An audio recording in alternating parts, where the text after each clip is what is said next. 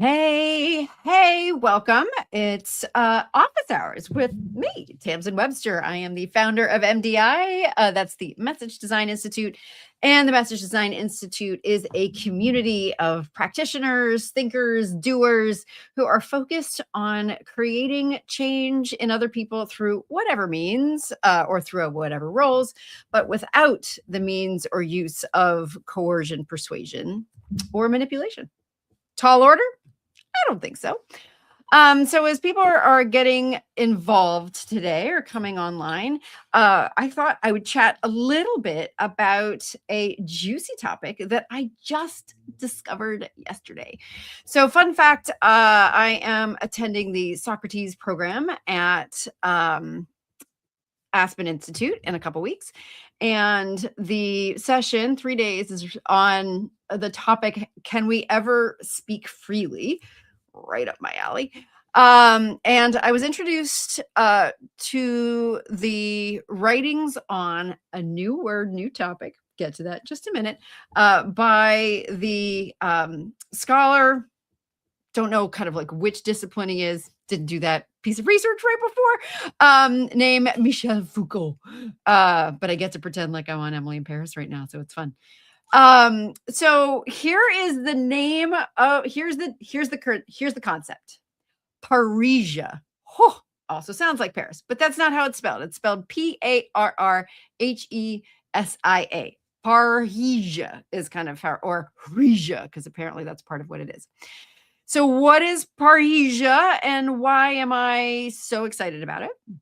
Well, Parrhesia goes all the way back to the time of Socrates and the original philosophers as they were thinking about how to speak the truth.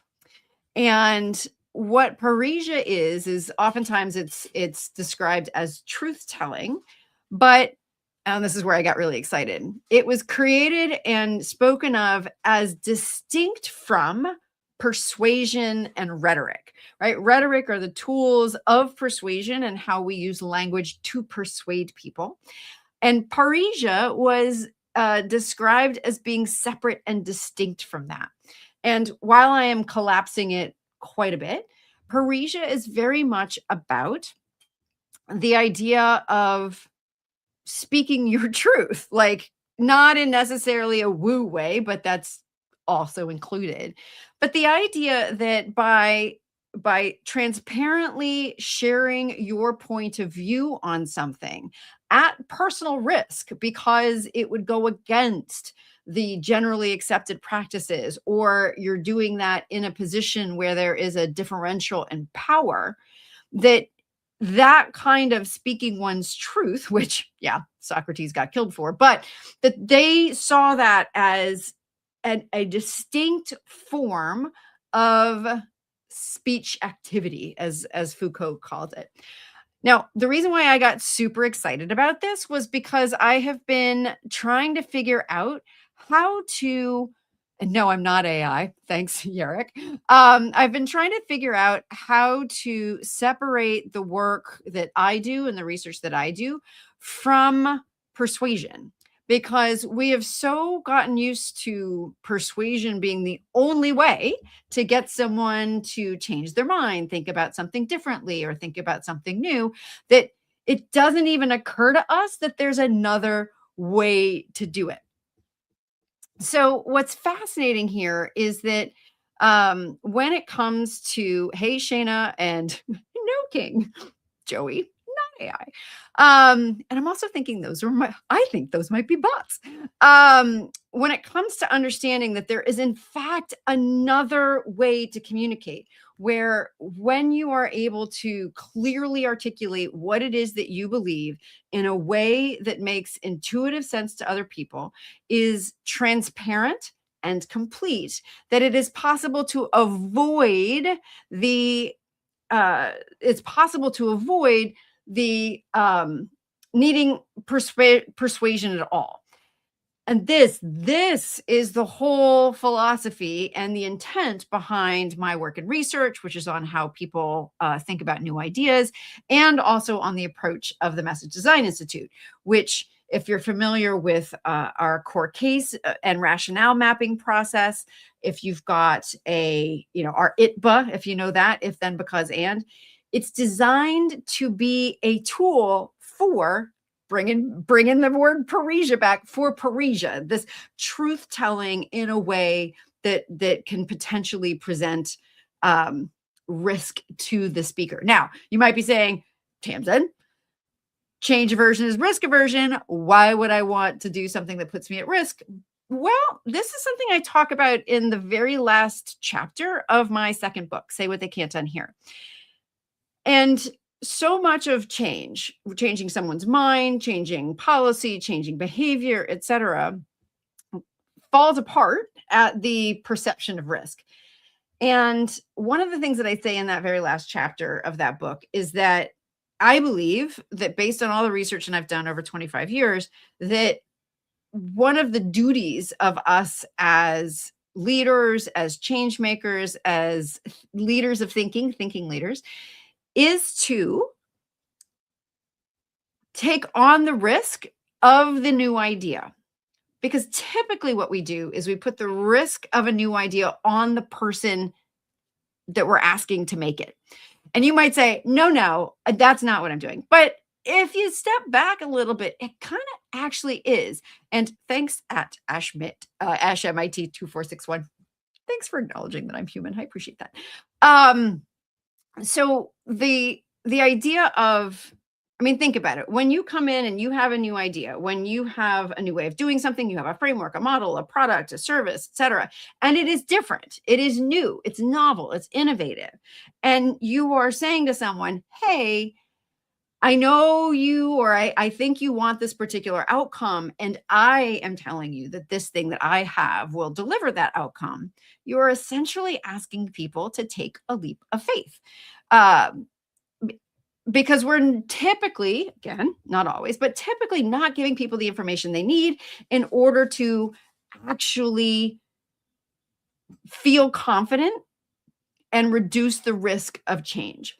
And so this idea of laying it all out there, of saying, if you want to achieve a certain outcome, then then follow this core strategy, because I believe this is true and I believe this is true. You are performing that act of Parisia, truth telling. And that when that if is aligned to what somebody already wants, when those because and those principles are based in things that your audience already knows to be true, that then that you're recommending is likely, in a Bayesian probability kind of way, to deliver on that thing that they want, and they can assess that instantly. There's like that instant coherence. Then what I've seen time and time again is that it actually removes the need to convince anyone, because essentially that package of ideas, that little system of ideas, serves to just overwrite in somebody's head the way they're thinking about it now. In other words, by making it make sense to them, and in fact, by making it make more sense than whatever they're telling themselves now, by truth telling, by Parisia, whatever the verb is for that, need to figure that out. You are able to create that shift, and sometimes even, I believe, a transformational shift in perspective that is durable and quick, and you've never had to overcome an objection or manipulate or coerce people. So that's kind of a thought piece to start. I know folks have flown in and out since we've started. But if you've got thoughts on that, I'd love to see some of your comments. As always, these office hours are for us to discuss topics related to message design, what needs to happen so that you don't even have to persuade people, how people think about new ideas, etc. So if you've got a question about any of that you think I, as a reasoning researcher and message design practitioner, might be able to help you with, happy to do that. Just type it into the comments or signal to that. And then Jen Hines, the behind the scenes master of ceremonies here, can help you get on screen. Or even if you are trying to figure out how to articulate something that you're working on right now, that would be helpful too. So let's go down some additional thoughts. Am I missing anything, Jen? You can like shake your head no or yes in the background there. So, um, okay. So, related to this idea of truth telling, I'm just going to keep going down this rhetoric rabbit hole here. Um, one of the books that I recommended at the end of last year is one of the ones that's really stuck with me is a great book called The Ancient Art of Thinking for Yourself by Robin Reams. And it is, in fact, a history of rhetoric. And while I haven't had a chance to go and look up Parisia, actually, I think I did. I went into my Kindle and was like, does she talk about Parisia using that word? She doesn't. One of the most interesting chapters about that was about truth telling. And this is not political. She was posing the question, how is it that when there is somebody, oh, say, in charge who in a documented way, um, says things that are untrue, how is it that so many people can attribute to that person this idea of he speaks the truth? And what she was working on explaining was that there is something about the spoken word and the ability for someone to speak directly from to an audience in a way that doesn't feel mediated, sometimes to that particular speaker's detriment, but in a way that doesn't feel mediated, feels more real to people, more true to people than something that is clearly prepared ahead of time. I thought this was fascinating because some of the work and the research that I've done over the years has really kind of butted up against, there's often, particularly in speaking about ideas, two camps. There's the camp that says, oh, extemporaneous speaking, pro, it has that truth telling kind of genuine feel to it. Con, and this happens most of the time, people go just way off the rails and end up talking about just all sorts of crazy stuff. Um, and they end up talking about too much and too much depth, etc. Now, the response to that has been very script focus. You'll see this often in folks that come from acting and theater backgrounds. Again, no diss on this. I'm not saying this is not the way to go, because they do make it clear that, most of the time when we're watching a play or a movie, those are scripted lines, and we are not in that moment going, that person isn't real. And yet, here's the difference. That when you go to a play or a movie, you know that it's a performance, and you know that that person, that actor or actress, isn't that person, that that's their job, right? Their job is to embody that person for the duration of the piece. And so therefore, we kind of give it a pass because we're like, we know it isn't real. And one of the things that Robin was talking about in her book was that this sense that we have as humans that we're talking to someone who is AI or not, right? Or that the person that is speaking to us is speaking something that is not coming from the moment, actually triggers a sense of distrust, right? And a feeling that somebody isn't true or isn't genuine. So I'm not saying I have an actual solution here, but I'm curious as to what other people have seen about this and what their thoughts are. So, question on LinkedIn from Liz Doyle Harmer. Thanks for this. My question is about stacking red threads. Is that a strategy to break down the message in chunks or support the overarching message with these smaller threads and side threads? Yes. Okay. So, Liz, 100% yes. We can stack red threads, we can link them together. And kind of both are true or both are possible depending on what we're talking about. So, one of the things that's often useful to think about is kind of any red thread where you are starting from an audience goal, something that the audience wants but doesn't yet have, kind of an if, like if you want X, right? And then it essentially ends on the then, what I often call a change. uh it's the change in strategy, the change in approach, the change in mindset that you believe and that you are saying is more likely to produce that outcome, that first piece. In any given amount of time, space, time, whether you're speaking, you're writing, etc., people's brains can only handle generally so much, like they can only handle one of those at a time, first of all. And second, the amount of time you have dictates the complexity with which you can make that point. So if you've only got 3 to 18 minutes in a TEDx talk, for instance, you're basically only able to do one of those arcs. What that can mean, though, is if you've got more time, less, or if you are a leader of thinking or aspirationally or not, and you've got, let's say you're putting marketing out there for something that is going to cover a specific arc, you can have kind of an arc that gets people to the main question that you are answering in your particular workshop, for instance. And then once it's done, oftentimes we say, the next question after the change is here's how, actions. But that's really actually starting another link, right? So you can either do another red thread there, or you can go into detail on the action. So we can link them linearly. Another way to think of them is, as you might be talking about, stacking them, which is there is kind of the simplest, most accessible version of your red thread, where let's say I'm saying, hey, I want to build buy-in. And then I say, hey, the problem is we're focused, on, the change more than how we're getting there. But that's a problem because, et cetera, et cetera. And I'm using very accessible language. And then once that's anchored on people, I can essentially cover the same ground, but now in a more nuanced version. I can say, okay, we're not just talking about, the stories are there for understanding, the beliefs are there for agreement.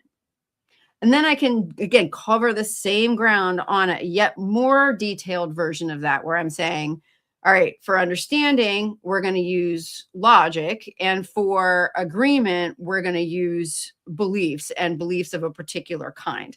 So again, once you've got that, you can start to sketch and stack it all up. So hopefully that answers that question.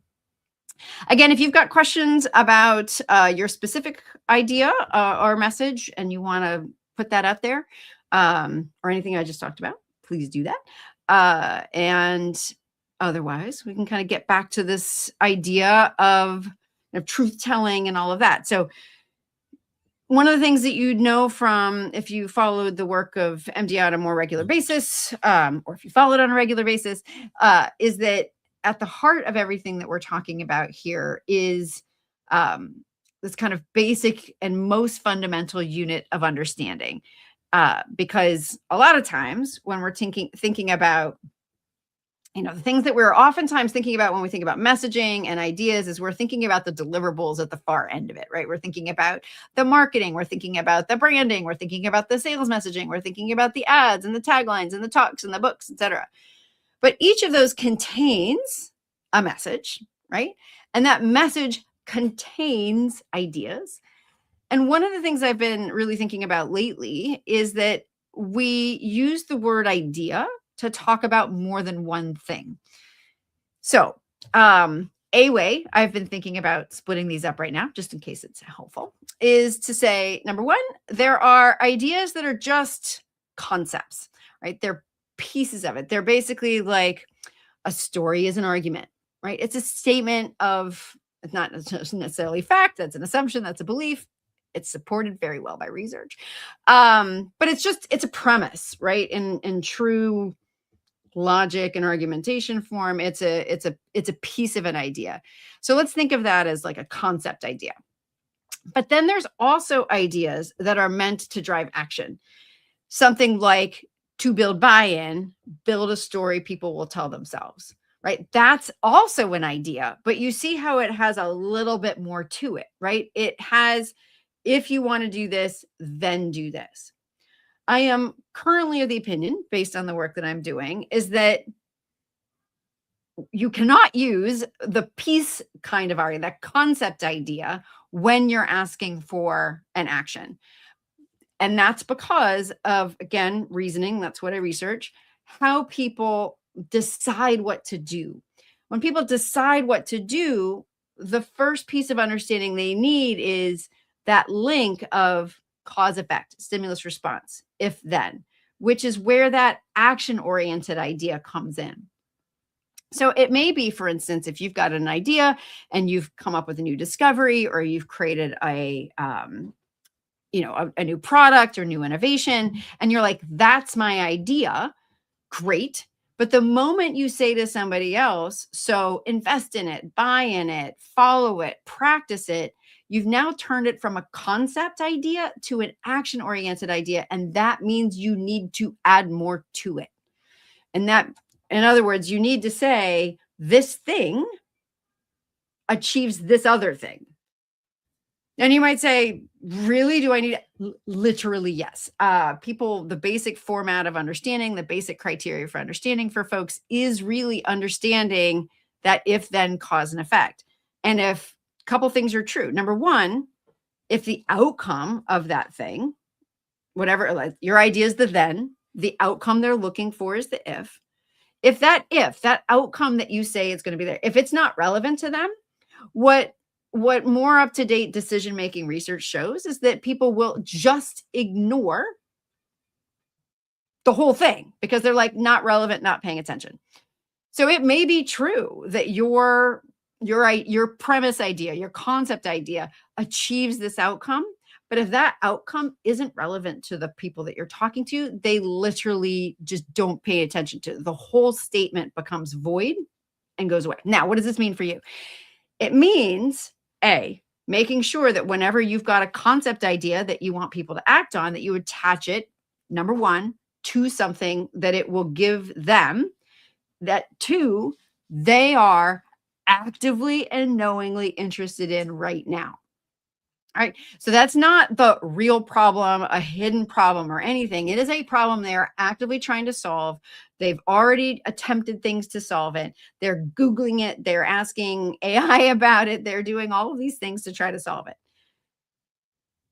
And then we've got to make sure that it is likely to somebody's mind that your concept idea could achieve that outcome. Now you're like, well, I know it does. They don't.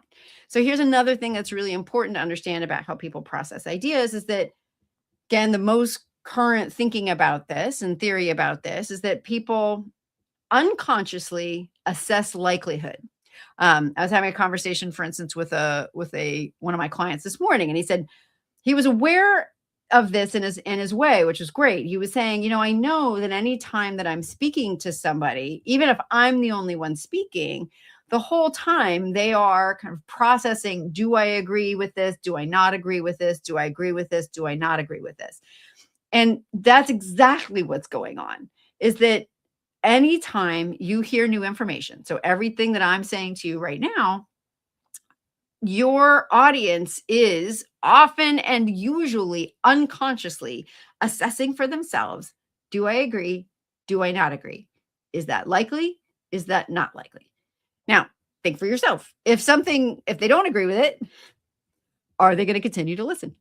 Probably not. Now, sometimes they will, not saying they never will, but probably not.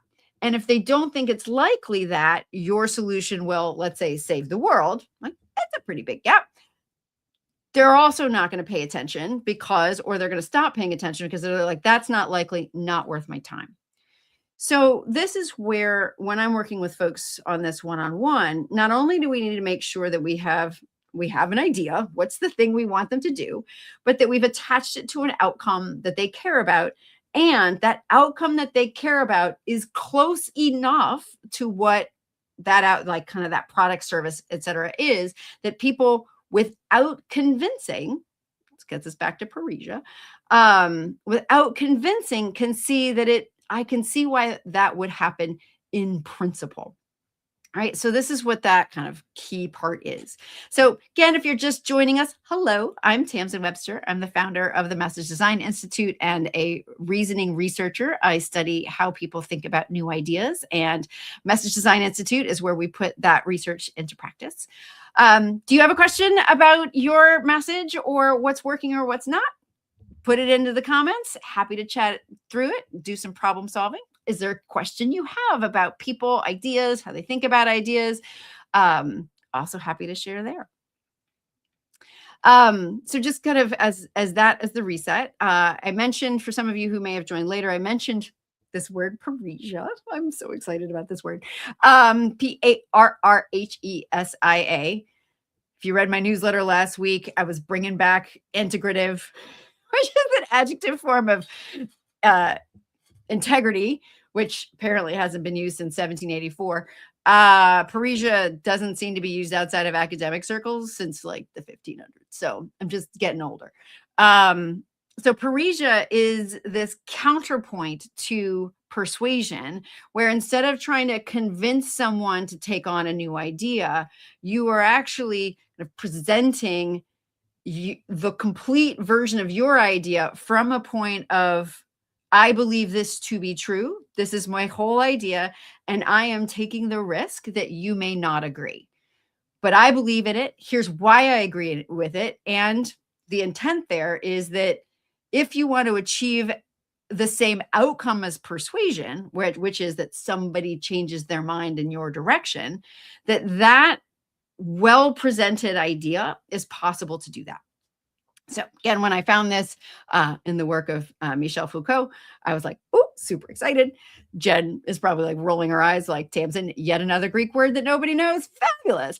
But I'm excited about this because a lot of times, there is, we get this feeling that there should be another way to do it. And we don't feel like it exists, right? So for instance, a little while back, another of the books that I recommended, which was How to Think Strategically by Dr. Julia Sloan. I mentioned that she separates the definitions and helps clarify the definitions between three kinds of conversation interaction. She splits out dialogue from discussion from debate. And she defines them these three different ways. And again, if you've got any specific questions, you disagree with me, anything, just pop it in the chat. Happy to chat. Otherwise, happy to opine just by myself. But also, I'm really excited to help you with like a messaging problem if you've got one. Okay, so dialogue, discussion, debate. Here's the difference. Number one, dialogue is about understanding. It is not about the intent. The intent is not to change someone's mind. It is to understand where somebody else is coming from and to do what you can do to help somebody else. So it is fully aligned with the reaching back way back to Stephen Covey and the 7 Habits of Highly Effective People, one of which was seek first to understand, then to be understood. And that is what dialogue is all about. There isn't really any kind of information transmission mechanism associated with that. And that, I think, is part of what gets us in trouble. See, because what happens is we start to use the tools of discussion when dialogue is necessary. Now, so what does that mean? Dialogue, remember, this is about understanding. It's about generating new understanding. It is a divergent process. We are trying to put many things on the table. We are not trying to decide among them. That's where discussion comes in. Discussion is saying, now, based on all of this, what should we do? And that's now a converging process. I'm hoping I'm using my words right. Converging process where we are, in fact, trying to persuade someone to one position or another, or we're just having that friendly discussion with folks to try to get to a mutual agreement. That is in itself sometimes confused with debate, which is much more kind of a classic thing where we're really trying to establish winner or loser, where I am dominating with my answer and yours is not sufficient. And that's primarily the difference between debate and discussion, which is we're trying to get to a mutual understanding, a mutual conversation, but both of them are about reducing options. And both of them typically rely on those tools of for discussion, we're relying on persuasion. We're relying on the tools of rhetoric. We're relying on all of those things that you are probably not taught, but probably should be in, yes, debate, but also are part of what we teach in, let's say, sales, marketing, advertising. And then like argumentation, kind of like the kind, is the kind that comes into play with debate, where you're basically trying to find logical loopholes in people. You're trying to call out fallacies, logical fallacies, etc. And so I had this question. I'm like, well, what's the equivalent in dialogue? Like, what exists there? And then I was like, okay, there's just nothing. And having a little conversation with AI. If you happen to know, please share. I'm always looking to learn. This is where I think Parisia fits in, right? This whole idea of this whole school of thought, which was separate from rhetoric, separate from persuasion, simply about, let me tell you what I'm thinking. Let me tell you, quite literally in the Greek sense, what my truth is here. And if I am speaking truths that you also agree with, perhaps you will have a greater understanding of how I see the world. And it may, in fact, change how you see the world. But again, that's not my intent. I'm not doing it to change your mind. I'm doing it to really establish where we're all coming from. So this is my concept right now, right? Again, this is starting to feel like, woo, crazy. The good news is I overthink so you don't have to. All of this, I believe, is achieved by understanding that truly, whether you're trying to persuade in the traditional standpoint or seek understanding, I believe that core case, this rationale mapping process that produces a core case, that produces what I call the ITBA, is a tool for doing both. I personally recommend really just trying to establish and get your perspective out there on the table, as a kind of an open discussion. But sometimes we really need to come in and say, I have a point of view.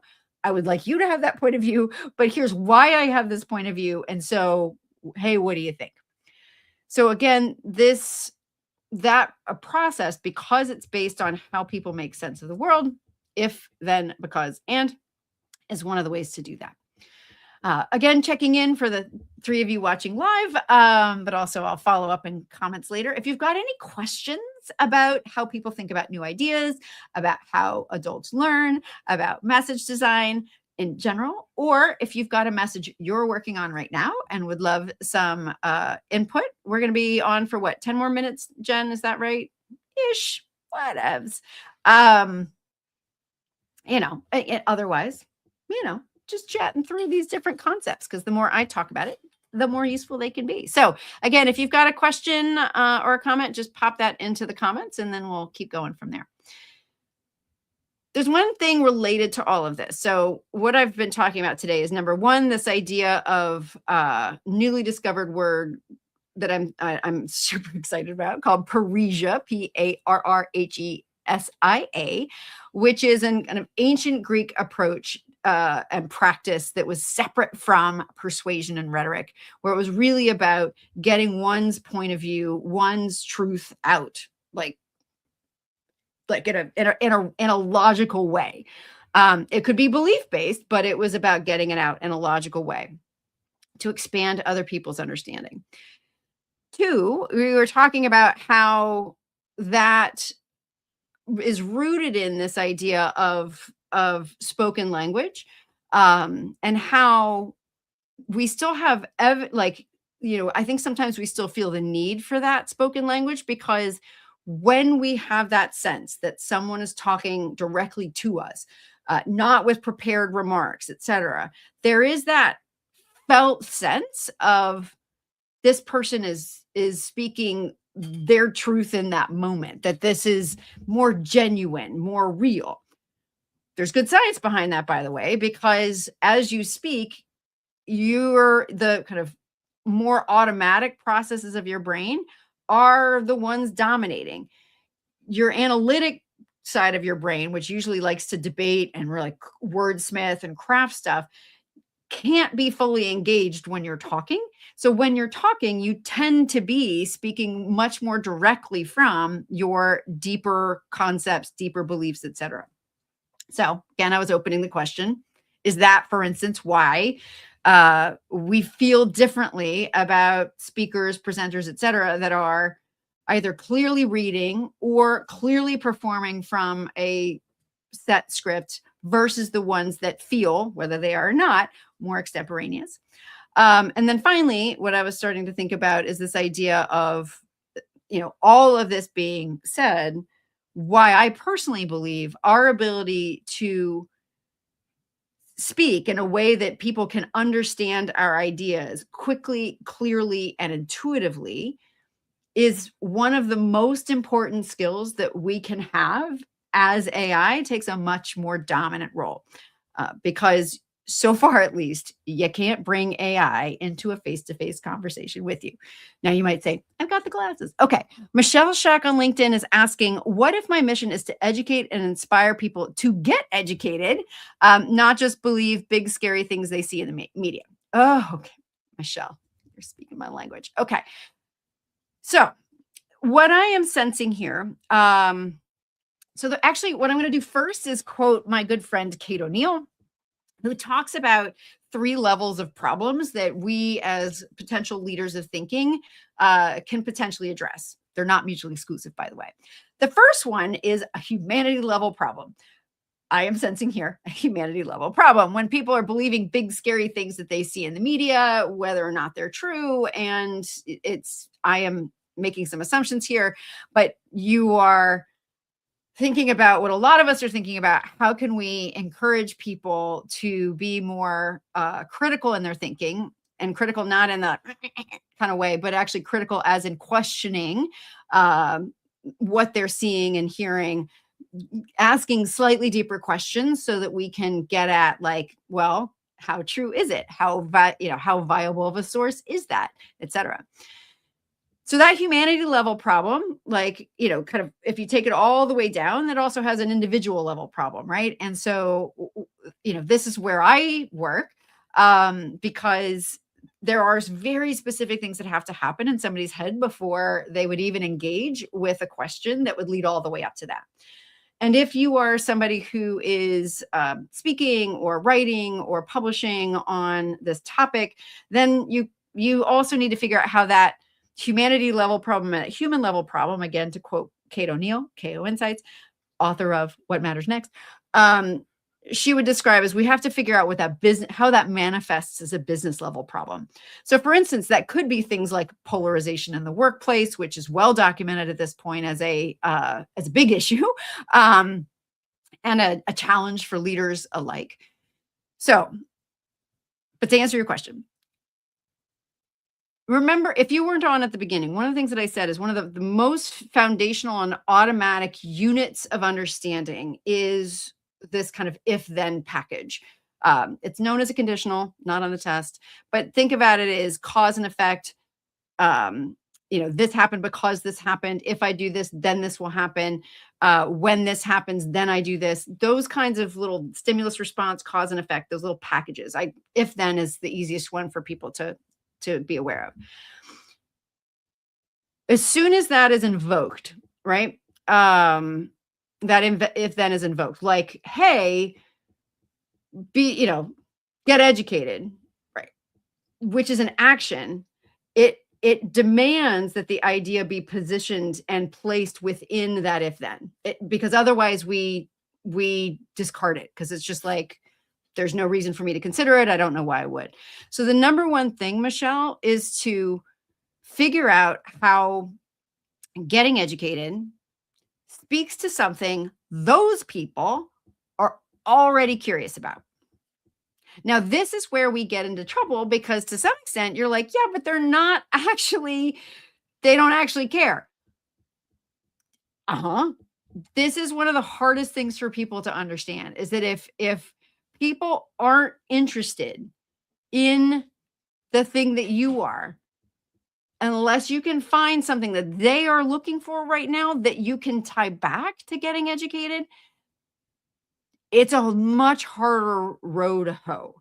So, but there are, I believe, options for that, right? So if people are scared of the things they see in the media, right? You could say, hey, what can if you're curious about what to do about those things you see in the media, then get educated. And then you would support that with that because in the and that I talk about, and that we talk about at the Message Design Institute. But do you start to hear how, like, it's only going to work without convincing or persuasion if it's anchored in something somebody is already wired to pay attention to? So if somebody's not wired to learn right now, be curious about something, already, if they're not already asking, how can I get educated? Then you've got to figure out what's the next closest question they're asking that would reasonably lead to that. Because one thing we can count on, is that most people, and I actually mean this, there's like multiple things that support this. Most people believe they are reasonable people. And so if you can kind of start from that, well, and it's not a reasonable person would get educated. It's basically they're going to start from the perspective of, yeah, I can see it's reasonable that if I wanted to be less frightened and feel more empowered against the things that I see in the media, I can start to see how getting educated might be a reasonable way to do that. So hopefully that's helpful. All right, from Michael Aspinwall. Can you elaborate about tools and techniques that can be used to prepare for unstructured dialogue rather than prepared sales messages and scripts? Absolutely. This is one of my favorites. So as you might be unsurprised to learn, Michael, also, thanks for watching. Good to see you here. I believe that both the ITBA and the red thread are good ways to mentally structure, like, even extemporaneous talking, right? So for instance, you've just given me a question. How can I, be more structured in my dialogue and, with sales messages, et cetera? How can I do that without a script? You've just given me an if, right? So what I can do is say, hey, let's kind of proceed through. Now, if I automatically have an answer, in this case I do, I could say, well, the key is to build a story that people can tell themselves and to structure it that way.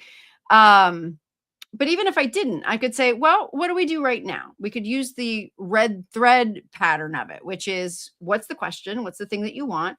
What do we do now? What do I believe is a more useful focus?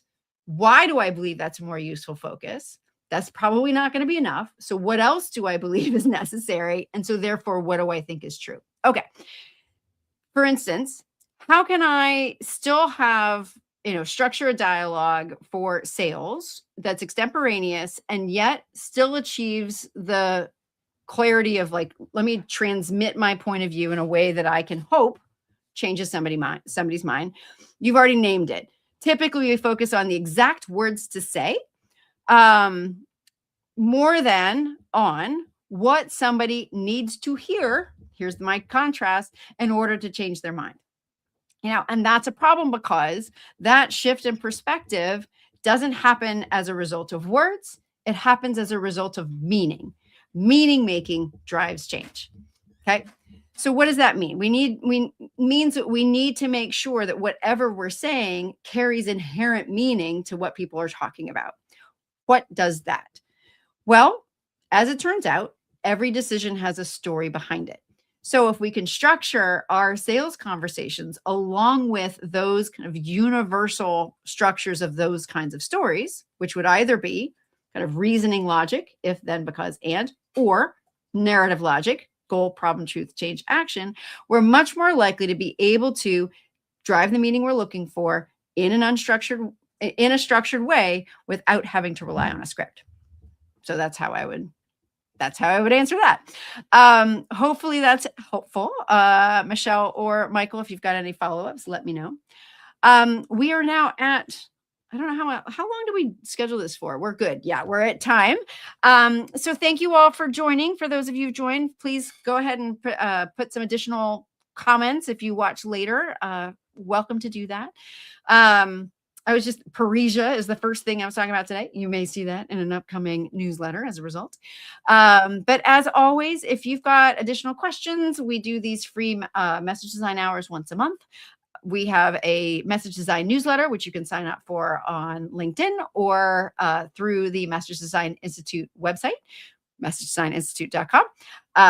And as always, these ideas are all baked into my two books, Find Your Red Thread and Say What They Can't Unhear. So until next time, thanks so much. And may you share those big ideas in a way that people can't unhear.